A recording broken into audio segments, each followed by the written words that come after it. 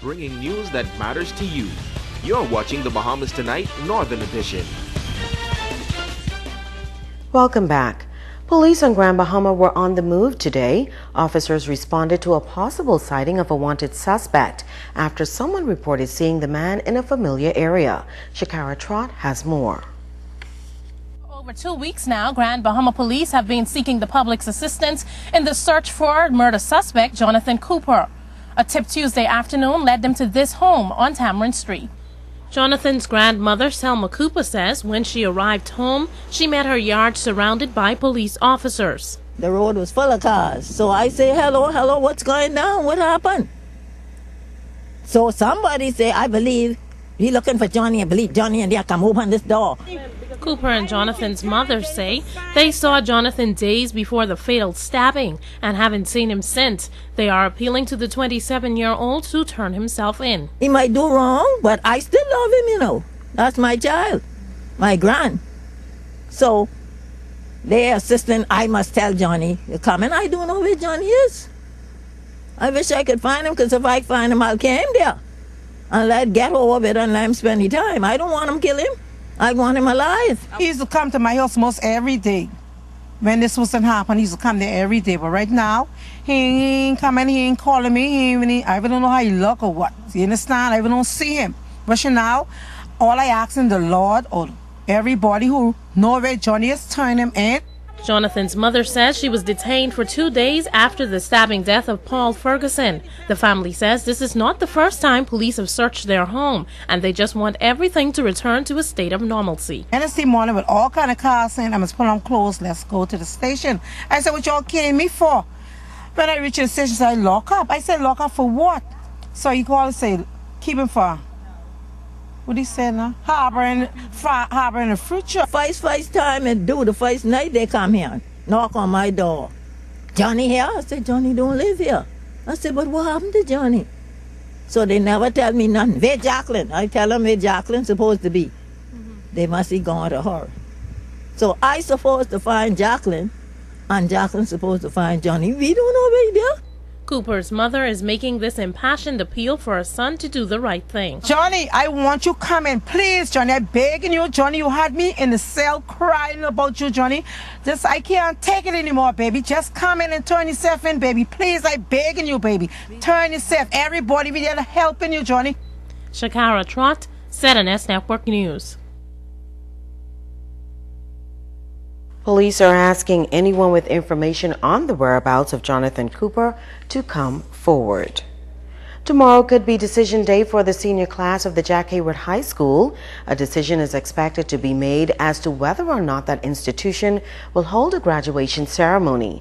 Last week, tempers flared and the police was called in as principal of the school, Yvonne Ward, informed parents attending a PTA meeting that graduation was canceled and that graduates will collect their diplomas from the office. This decision by the principal did not sit well with parents, many of whom have children with exemplary academic records. ZNS News can confirm that executives of the Ministry of Education on Grand Bahama as well as school officials have met to discuss the issue. The Deputy Director of Education on Grand Bahama, Sandra Edgecombe, indicated on Friday that a decision could be made by Wednesday.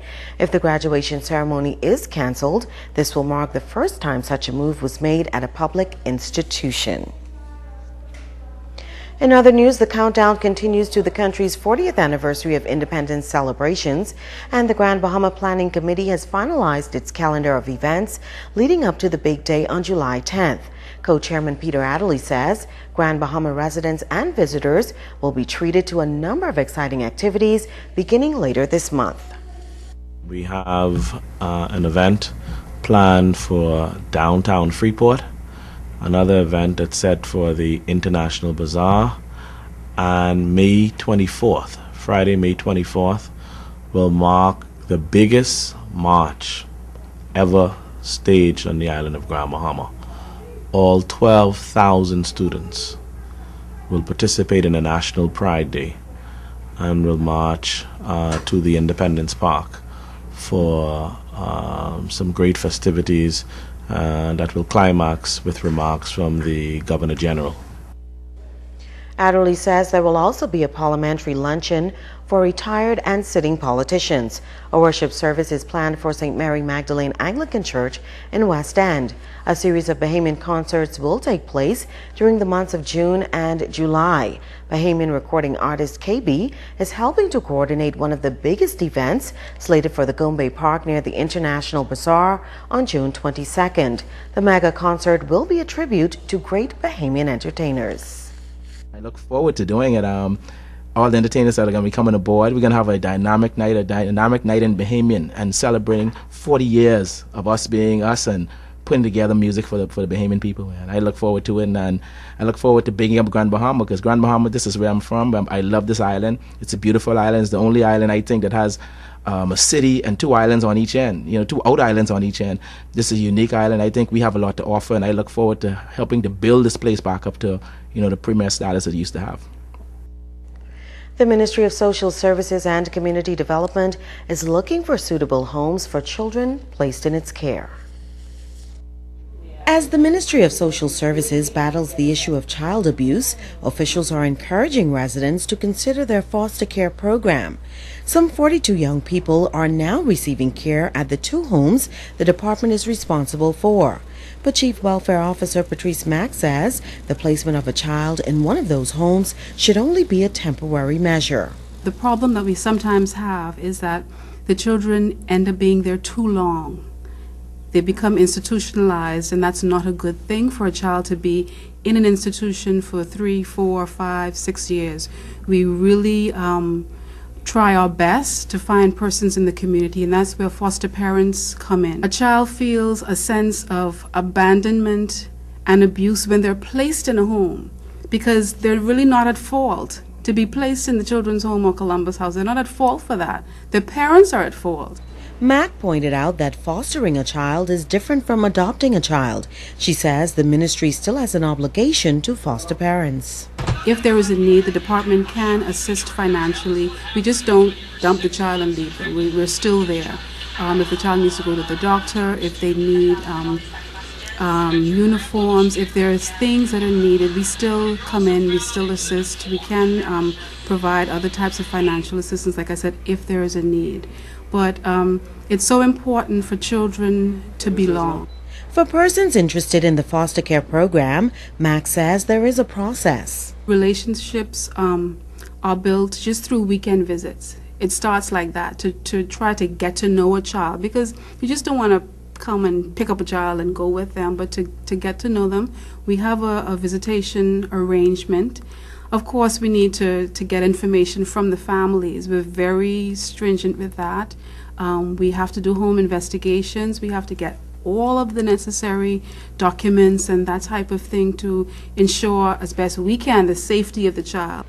While the ministry believes a 2-parent home is ideal for foster care, a single person who meets the criteria can also be considered. Mother's Day is fast approaching, and one local entrepreneur is doing her part to ensure that 5 Grand Bahamian women feel extra special. As Shashina Roll reports, it is all in an effort to give back to the Grand Bahama community. She's known for some of the trendiest hairstyles in the industry, but after losing her mother back in 2010, Nakia Thompson says her way of celebrating her queen this Mother's Day is by using her talent as a hairstylist to give back to 5 women on Grand Bahama. She explains that all residents have to do is write or call her and share why their mother is so special. I decided to do something to give back to my community. You know, my community has helped me a lot. So therefore, in order for me to give back, the only way I know how is just with my talent.